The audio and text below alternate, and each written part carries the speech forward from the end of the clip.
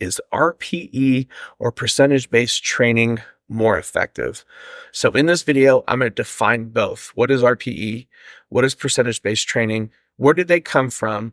What's the reasoning? How do they fit in a program? And by the end of the video, I'll give you my expert opinion on which that I think is the best. I've coached a lot of athletes, and I'm here to tell you there's a specific answer for this question, and I'm definitely going to give you all the tips. So you better understand how to program this stuff and to advocate for your own strength. So let's define both. RPE is a rating system of perceived exertion, RPE. And what we're doing is we're telling the client, the coach, the athlete, whoever is communicating the information, we're using a number scale from 1 to 10 about how tough or how easy something is. So if it's RPE 10, that's the highest you can go. So that pretty much means max effort. So whether it was like a 3-rep max on squat or a 12-rep max on bicep curls, an RPE 10 means I can't do any more. That's it. I'm done.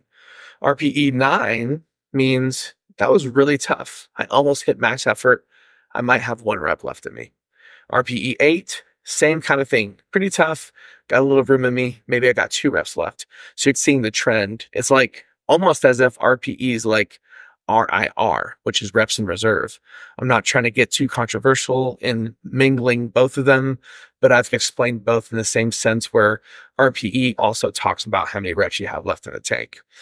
It's strategic though, because when we start a powerlifting cycle, like a block, which most people call it, if we start a 4-week block, which most coaches and athletes do, you don't want to start the first block being RPE 10. You don't want to go into the weight session your first day and you're like, wow, I can't do any more, because you have no more growth. So a lot of coaches will say, okay, first week is RPE 8, have a couple reps in the tank, etc. So that's where RPE is. It gives you a little leeway, because also some days you might not feel as strong. It's also good to get the athlete the opportunity to maybe lower the weights if the intensity is a little too high, versus like a percentage-based program. Now, percentage-based to me has a little bit more value. It's a little bit more, I'm trying to think of the word in my head, more finite in a way. So there's an actual number to be accomplished for a specific reason. So you'll see strength charts online. A lot of strength charts will say a 1-rep max is 100%, 5-rep max is like 88%. I'm making up the numbers, but there is strength charts that almost have the same percentages based on certain values like reps. So coach might tell you, hey, today we're going to go set of 5. Mathematically, that's 88%, but we'll drop it a little bit and go 85% and hopefully build up to 88 by the 4th block. So a coach might use percentages a little lighter to hopefully hit a goal later.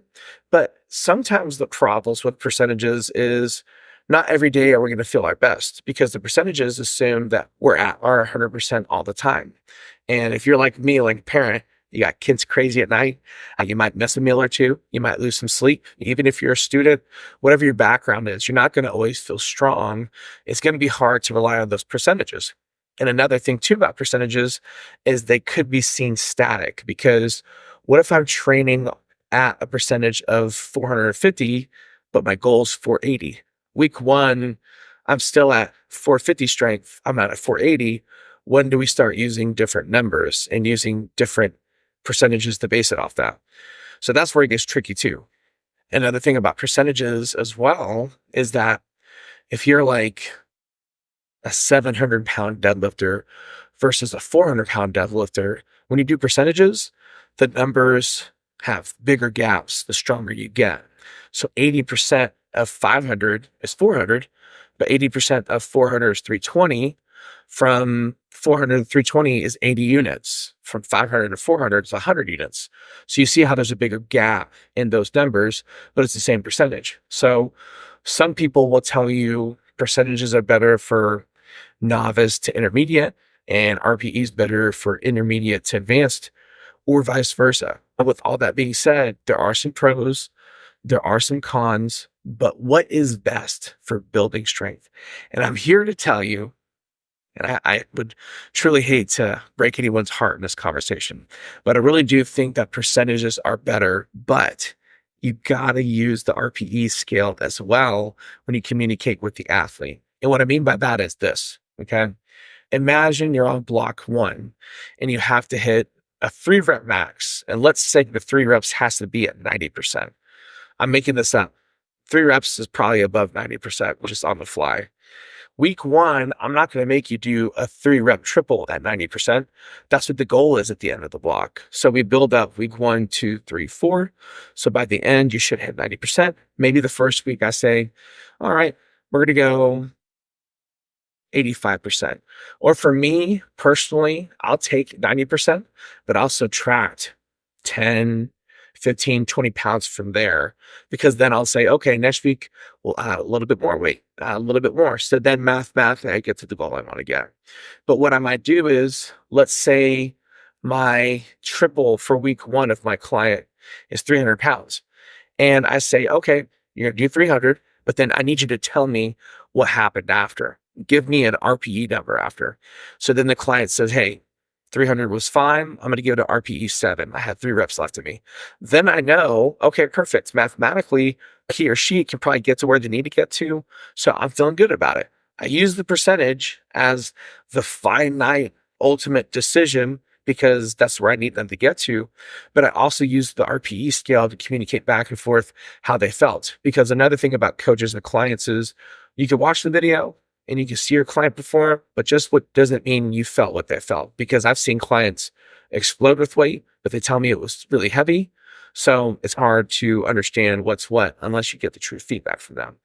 But what if one day I prescribe a certain percentage and they tell me, hey, it was too heavy, I'm not feeling good? Then we can learn about the client in a couple ways. Maybe they had a bad day, or maybe percentages don't really work for them. So then what can happen is I can just try to track the data as close as possible, but also understand maybe percentages don't really replicate their true strength because maybe they're super powerful. That's another problem about percentages. It doesn't calculate power, because I could bench press 450, but if you asked me to do a percentage and a rep based on that 450, I probably couldn't do it because I don't have that powerful endurance with my muscular strength. That's a whole nother factor. That's a whole other conversation. But I think if you're talking to the masses, it really needs to be about percentages, but using RPE as a form of feedback between the coach and the client. If you like this information, if you want to learn more, click the like button, subscribe, leave a comment below. We'll interact with you and hopefully give you some information that can help you. Thank you so much and have a good day.